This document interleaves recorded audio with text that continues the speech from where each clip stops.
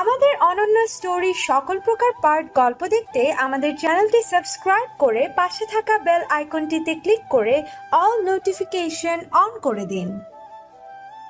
আমার এত অভিজ্ঞতা নাই যে মেয়ের চেহারা বর্ণনা দেখে তাকে আমি চিনে ফেলবো।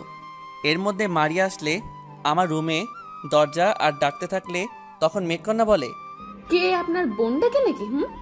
জি, বাট আপনি আমার পরিবারের সম্পর্কে সব জানেন তাই না?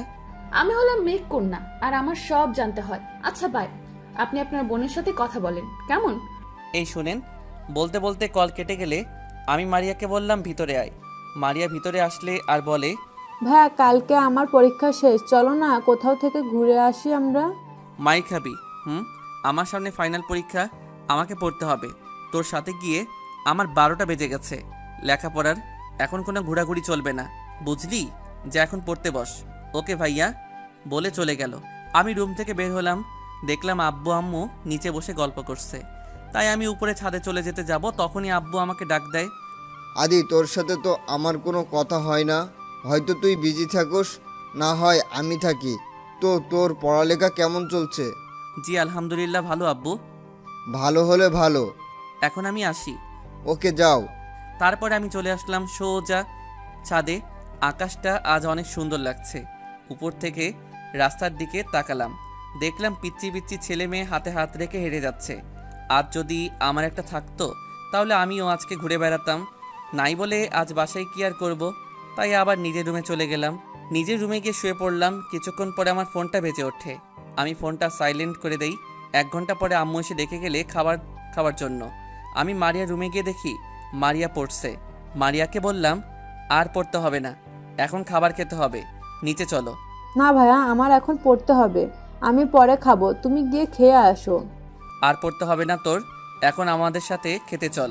না ভাইয়া, একটু পরে খাবো আমি। চল বলছি। ভাইয়া একদম চুপ, চল নিচে বলে মারিয়াকে নিয়ে নিচে গেলাম। দেখলাম আব্বু আম্মু খাবার নিয়ে বসে আছে আমাদের জন্য। আমি আম্মুর কাছে বসলাম আর আব্বুর কাছে মারিয়া বসলে আম্মু খাবার বেড়ে দিলে প্রথমে আব্বুকে, তারপরে আমাকে, তারপরে মারিয়াকে, সবার শেষে আম্মু নিলে খাবার তরকারিও সেম। আমি বললাম, আম্মু আগে তুমি তরকারি নাও, তারপরে আমাদেরকে দিবে। না, আগে তোরা খাবি, তারপরে আমি খাবো।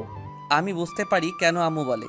একটা জিনিস গ্রামে সব থেকে বেশি দেখা যায়, খাবার খাওয়ার সময় আম্মুরা সবার পরে খাবার খায় আমাদের জন্য। আমাদের যে খাবার খেতে গেলে শর্ট না পড়ে, তার জন্য তাদের ভাগটাও আমাদেরকে দিয়ে দেয়। আম্মু তোমাকে সত্যি অনেক ভালোবাসি। আম্মু ভাইয়া তো ঠিক বলেছে, তুমি সব সময় পরে খাবার নাও, পরে খাও, এখন থেকে তুমি আগে সব কিছু নিবা, ওকে? এখন বুঝবি না, যখন মা হবি তখন বুঝবি যে সন্তান কি, আর সন্তান খেলে মাও খাওয়া হয়ে যায়। তোর হলো আমার 7 রাজার ধন, তোরা ঠিক থাকলে আমি খুশি থাকি। আর আমি কি, আমি তৃতীয় ব্যক্তি নাকি? আমার কি সন্তানের প্রতি কোনো দায়িত্ব নাই? সব কি মা আর আমি কিছুই না? না আব্বু, একটা সংসারে বটগাছটা কিন্তু বাবা হয়। তোমার জন্য আমরা একটা সুন্দর উজ্জ্বল ভবিষ্যৎ পাচ্ছি। তুমি আমাদেরকে 2 মুঠ খাবার খাওয়ানোর জন্য অনেক পরিশ্রম করছো, আমাদের একটু সুখে রাখার জন্য। তোমার শরীরে অনেক ঘাম জড়াচ্ছে, তোমার এই ঘামের ঋণটাও আমরা শোধ করতে পারবো না বাবা। তোমাকে যে অনেক ভালোবাসি বাবা। আমাদের খাবার আমাদের প্লেটে রয়েছে, বাট আব্বু আম্মুর চোখে অনেক পানি চলে আসলে আমি বললাম, কি হলো, কান্না করছো কেন? এটা দুঃখের কান্না না, এটা সুখের কান্না বাবা। সুখের কোনো কান্না হয় নাকি? হয় এখন বুঝবি না, যখন বাবা হবি তখন বুঝবি। এইসব বাদ দিয়ে তোমরা খাবার খাবে কিনা সেটা বলো, আমার পরীক্ষা কালকে। এখন খাচ্ছি আমরা। এই বলে আমরা সবাই খেতে থাকলাম। সবাই খেয়ে যার যার রুমে চলে গেলাম। গিয়ে আমি ঘুমিয়ে গেলাম। ফজরের আজান শুনে ঘুমটা ভেঙে গেলে ঘুম থেকে উঠে উঁচু করে নামাজ পড়ে নিলাম। নামাজ পড়ে মারিয়ার রুমে গিয়ে মারিয়াকে জাগিয়ে দিলাম, নামাজ পড়ে যেন পড়তে বসে। আমি একটু রাস্তায় বের হলাম, অনেক দিন ধরে রাস্তায় বের হই নাই, তাই সকাল সকাল রাস্তায় বের হলাম। রাস্তা দিয়ে হেঁটে হেঁটে যাচ্ছি, সকালটা ভালো লাগছে। সামনে দেখলাম একটা লোক চা বিক্রি করছে। আমি লোকটার কাছে গিয়ে চা চাইলাম। মামা, আমি তো চা বিক্রি করি না, কফি বিক্রি করি। ও, তা কফির দাম কত? মামা, প্রতি কাপ 15 টাকা। ওকে, আমাকে 1 কাপ দাও। বলে 1 কাপ নিয়ে 20 টাকা দিলাম। লোকটা আমাকে 5 টাকা দিলে আমি প্রথম চুমুতে একটা স্বাদ পেলাম। বাহ, খুব ভালো তো, অল্প টাকায় কফি। আমি হাঁটতে হাঁটতে কফি খেলাম আর বাসায় আসলাম। এসে ফ্রেশ হয়ে নিচে এসে দেখি নাস্তা বানিয়ে রেডি করে রাখছে। মারিয়া চলে আসলে দুইজন নাস্তা করে গাড়ি নিয়ে বের হলাম। মারিয়াকে স্কুলের সামনে নামিয়ে দিয়ে আমি গাড়ি নিয়ে একটা পার্কে যাই। ফোনটা বের করে প্রথম জান্নাতুলকে কল দেই। জান্নাতুল রিসিভ করে বলে, আপনি যাকে কল দিয়েছেন সে এখন ব্যস্ত আছে, অনুগ্রহ করে একটু পরে কল করেন। সরি, আসলে কালকে ফোনটা সাইলেন্ট ছিল তো, যার কারণে কারো ফোন রিসিভ করতে পারি নাই। জান্নাতুল, আসলে তুই দিন দিন কেমন যেন হয়ে যাচ্ছিস। কেমন হচ্ছে? আগের মতো আর আমাকে সময় দিস না তুই। আসলে আমি কিছুদিন ধরে ব্যস্ত আছি, যার কারণে তোর সাথে সময় দিতে পারছি না। বুঝছি। আচ্ছা, কাল তুই বিকালবেলা কই ছিলি রে? কেন? এমনি বল না, কই ছিলি? কালকে আমি বিকেলে বোটানি ঘাটে গিয়েছিলাম আকাশের সাথে দেখা করতে। ও আচ্ছা, তোর সাথে কি আর অন্য কেউ ছিল? আচ্ছা বল তো আগে, তুই কি আমাকে দেখছিস নাকি? না, আমি যদি দেখতাম তাহলে তো তোর কাছে আসতাম, তাই না? তাও তো ঠিক। আরে বলিস না, কালকে আদিবার সাথে দেখ গার্ডেনে দেখা, সে এসে আমার সাথে ঝগড়া লেগে গেছে। কেন, সে তোর সাথে ঝগড়া লাগছে? আরে সে নাকি আকাশকে পছন্দ করে, আর আকাশ আমাকে কল দিচ্ছে, আমি রিসিভ করছি, সেও তার ফোন দিয়ে আমাকে কথাগুলো রিপিট করছে, তাই আমি ফোনটা রেখে দিলাম। ও আচ্ছা, এই কাহিনী। তারপরে কি হলো? তারপর কষিয়ে একটা থাপ্পড় মারি আর চলে আসি। আকাশকে ফোন করে বলে দিছি যে আজকে দেখা করতে হবে না, আর তোকে কাল রাতে এটাই বলার জন্যই আমি কল দিচ্ছিলাম। আচ্ছা, কলটা রাখি, একটু পরে কল দেব, একটা কল এসেছে। বলে কেটে দিলাম। দেখলাম মেঘকন্যা কল দিছে। Good morning sir. Good morning madam. Sir কি করেন আপনি?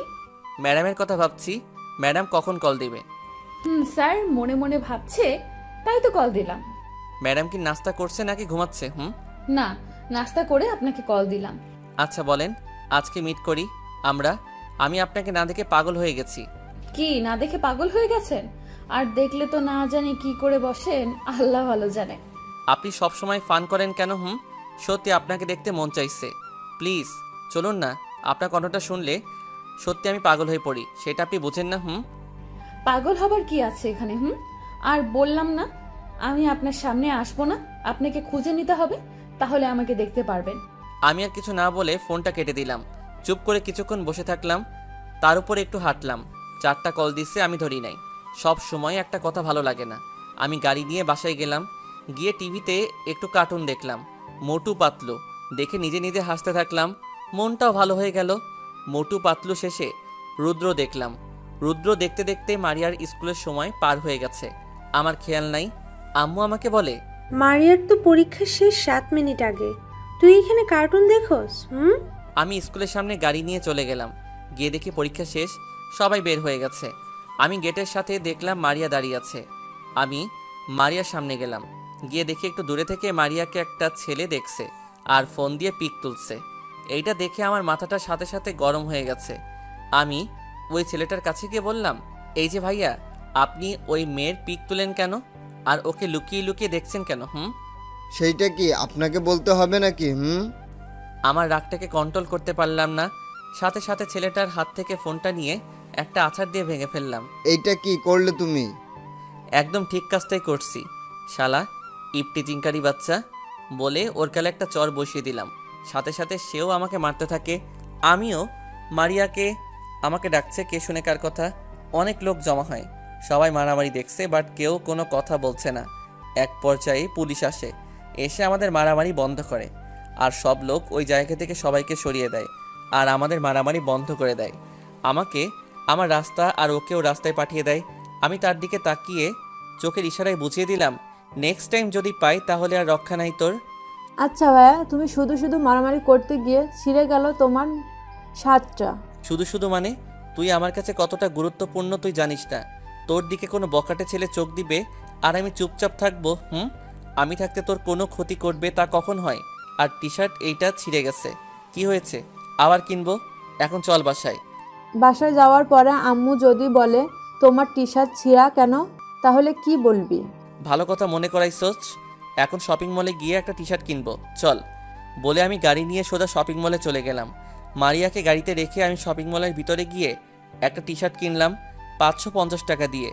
ইজি থেকে আমি টি শার্ট নিয়ে দোকানে থেকে বের হব তখনই দেখি আদিবা আমার সামনে। আরে আদি যে, কেমন আছো তুমি? জি ভালো। তা কি কিনলে? এই যে গায়ের যে টি শার্টটা আছে সেটা কিনছি। অনেক সুন্দর লাগছে। আচ্ছা, কই তোমার জান্নাতুল? তাকে তো দেখছি না। আমার মানে আর জান্নাতুল কি সব সময় আমার সাথে থাকবে নাকি? না মানে তুমি তো আবার জান্নাতুলকে ছাড়া চলতে পারো না। আচ্ছা, তুমি ভার্সিটিতে আসো না কেন? কি হয়েছে তোমার? একটু সমস্যা আছে, তাই ভার্সিটিতে যাওয়া হচ্ছে না। ও আচ্ছা, চলো আজকে আড্ডা দেই। না, আমার একটা কাজ আছে বলে চলে আসলাম। আর ভাবছি আদিবা আমার সাথে এত ভালো ব্যবহার করছে, এইসব ভাবতে ভাবতে গাড়ির কাছে আসলাম। গাড়িতে উঠে বসলাম, তখন মারিয়া, ভাইয়া এত দেরি করে আসলে কেন? আরে গেঞ্জি দেখে কিনতে হবে না? তাই বলে এতক্ষণ আমার ক্ষুধা লাগছে না? সরি মারিয়া। আচ্ছা চল, এখনই বাসায় চলে যাচ্ছি বলে গাড়ি নিয়ে বাসায় চলে আসলাম। কলিং বেল দিতেই আম্মু এসে দরজা খুলে দিল। কি রে, এত দেরি হলো কেন তোদের আসতে? আম্মু, মারিয়ার পরীক্ষা শেষ হতে একটু দেরি হয়েছে, তাই তো লেট হয়েছে। মারিয়া নাকি তোর যেতে দেরি হয়েছে?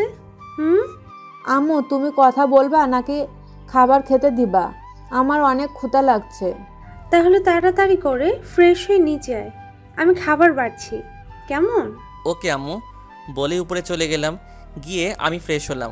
ফোনটা বেজে উঠলে দেখলাম জান্নাতুল কল দিছে। ফোনটা রিসিভ করলাম।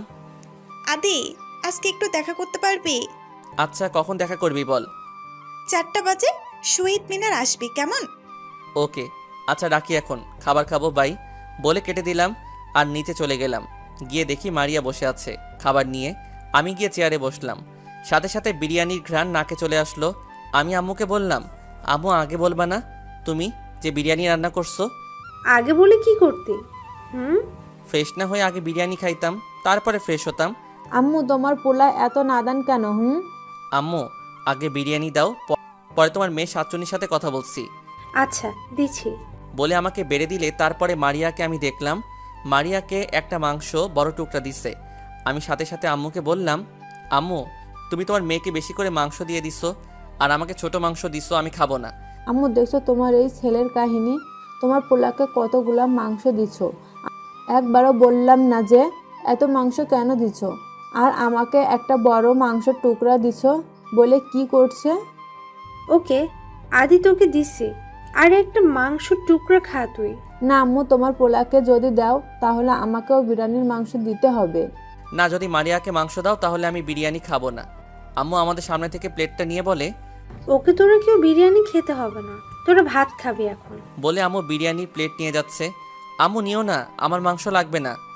না, তোরা শুধু কাহিনী করিস সব সময়, আর বিরিয়ানি খেতে হবে না। প্লিজ আম্মু, আমার আর মাংস লাগবে না, আর মাংস বেশি খাওয়ান ভালো না। তুমি বরং মারিয়ারটা নিয়ে যাও, সে মনে হয় বিরিয়ানি খাবে না। কুত্তা বিলাই তোর নিজের প্লেটটা ঠিকই নিয়ে নিছস, আর আমাকে বললো যে আমি খাবো না। এই নে, তাড়াতাড়ি খেয়ে নে। মারিয়া প্লেট হাতে নিয়ে কিছুটা বিরিয়ানি খেলে আর আমি 2 প্লেট শেষ করে নিলাম। মারিয়া খাওয়া শেষ আর আমি আমার রুমে চলে আসলাম। আরাম করে একটা ঘুম দিলাম। ঘুম ভেঙে গেল 3:40-এ। আমি তাড়াতাড়ি করে হাত মুখ ধুয়ে ফ্রেশ হয়ে রেডি হয়ে বাসা থেকে বের হলাম শহীদ মিনারের উদ্দেশ্যে। 3:55-তে গিয়ে দেখি জান্নাতুল বসে আছে। আমি তার কাছে গেলাম। গিয়ে দেখি জান্নাতুল ফোনে কথা বলে। আমাকে দেখে জান্নাতুল ফোনটা কেটে দিল।